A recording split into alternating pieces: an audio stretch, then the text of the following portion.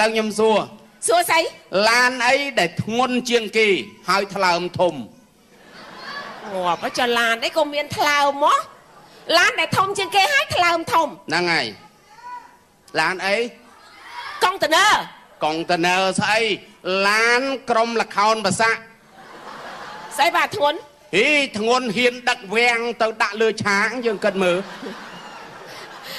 អូអាហ្នឹងធ្ងន់ដុំថ្មមិនធ្ងន់តែធ្ងន់វាំងគេកាប់ព្រៃអស់ក៏លខោនភាសានៅរក្សាព្រៃលើឆាបានទៀតអូកាប់មកដើមឈើមិនដឹកធ្ងន់ណែអញ្ចឹងហ៎ចំមកតួឡានកន្លែងណាដែលក្មេងជាងគេចកៀងស្អែកមកភ្លឺឲ្យឃើញក្មេងងាប់អត់ដែរជីឡានទេជីអត់បើជីក៏អត់ដឹងអីយ៉ាងដឹងឡានណាក្មេងឡានក៏ដូចម៉ូតូដែរមានកន្លែងក្មេងជាងគេឡានអីដែលក្មេងអាគុយអ្វីបាទក្មេងចុះបើគេហៅអាយមិនក្មេងអីអា